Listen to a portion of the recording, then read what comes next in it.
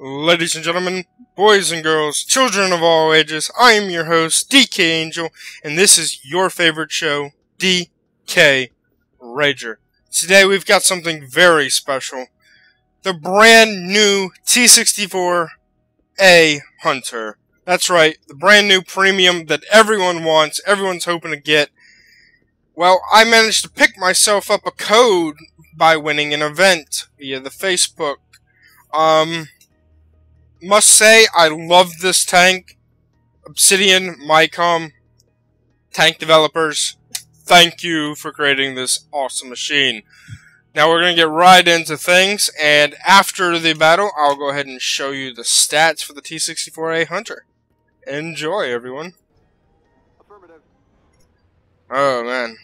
Now, just looking at this thing, you'll notice, wow.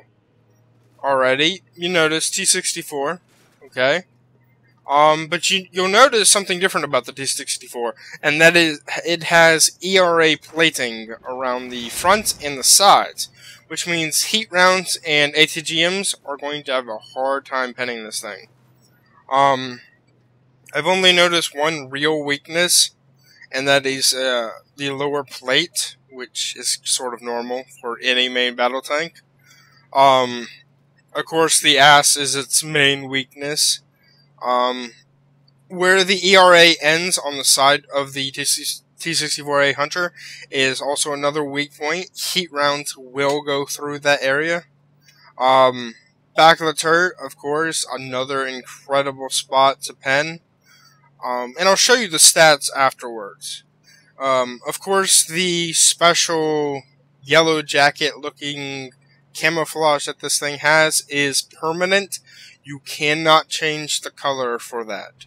So, if you're not a big fan of the yellow jacket look or the bumblebee look or whatever your love and type is, well, I apologize.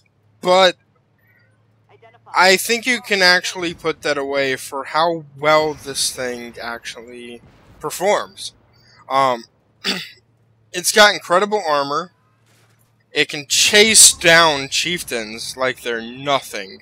As you can tell, this Chieftain Mark V is actually backing up, trying to get away from my hunter. But he doesn't have the armor to actually withstand any shots from my hunter. I go around, aim in. Sadly, he hits me in the lower plate.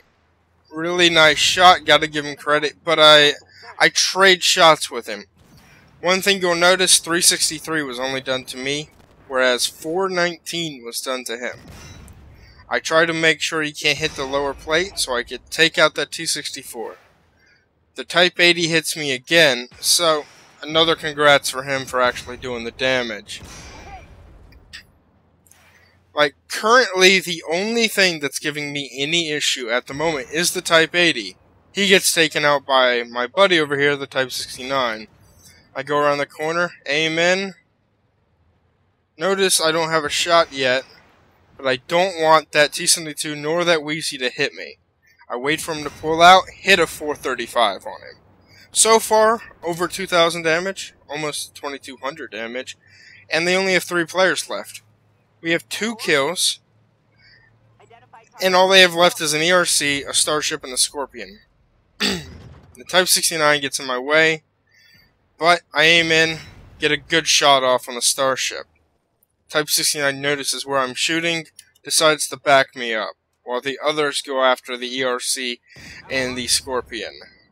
I hit another big hit for 385, putting us over the 3,000 marker. We lost our T-62, sadly enough, but I decide, okay, I know what I have to do. I move in. He can one-shot me at this point, but that requires him to hit that lower plate. The Starship has horrid accuracy, and it has a derp gun. My own teammate shoots me in the rear, sadly. But it's to be expected. I don't know why he did it, even though the Starship wasn't actually pulled out. But I'm not going to let it get to me, because I have the ability to take out the Starship. Other guy takes out the Scorpion. We move on. I don't let it get to me, honestly. He probably didn't mean it, and if he did, well, I mean, good for you aiming at the best player in your team and trying to kill him. Nonetheless, screenshot will be actually provided as the thumbnail. Of course, you probably already noticed that if you hit the actual link heading to this video. As you can tell, this thing performs very well. This thing has incredible coverage. Missiles are not a problem. You're not going to pen in the front besides that lower plate. Hell, even in the sides, there's only that one minuscule spot. This thing has a lot of type coverage, a really nice gun, and I'm going to show it here in just a moment here. I don't know, I gotta give props up to them for creating the T-64A Hunter. So, let's go ahead and move on to it. There we go. Okay, so, penetration of 309mm with a damage of 423. That is the minimum damage that it can actually produce. Unless you hit, like, a point where it's not as weak as someone else, and then it might low roll. 2,696 damage per minute with a 9.43 second reload time. It's got 1510 for its hit points, 50.4 kilometers an hour for its max speed, 7 seconds for a 0 to 32 for the kilometers an hour.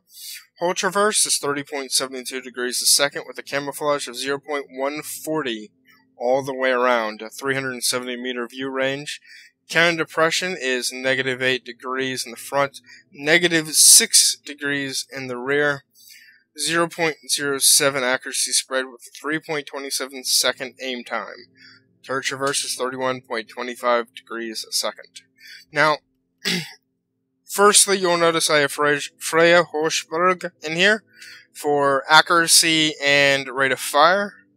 Another thing that you'll notice is for my driver, I have accuracy while moving improved by 20% and whole traverse speed improved by 10% because I like to be able to be very accurate while I'm on the move. That way, if I'm actually making a turn around a corner, I know I can hit the target. Speaking of which, gunner. Peak accuracy, minimum accuracy, which means even better accuracy for this thing.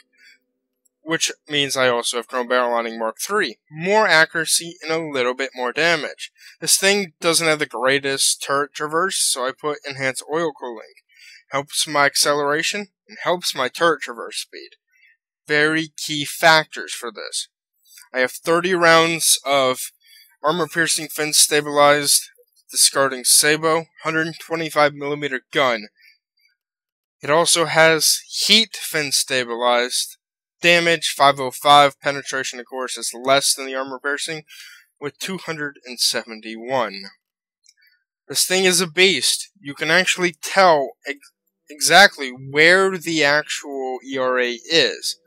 There's ERA here, ERA there, ERA over here. Under each of those points, on the actual front of the actual hole, and then the side plates right here. Now, of course, ass completely covered. Shooting the ass, shooting the back of the turret, or shooting that lower plate down here, but it's got to be really low, because you'll notice right here where the mouse is that there's actual ERA plating there as well, which means you can only pen this little bitty spot, which is very familiar, and I will show you what I mean by the WZ1224. You can't pen right here. You can only pen down there in the front. Now, there's been a lot of talk of you actually being able to pen the turret ring for the WZ. Haven't tried it yet.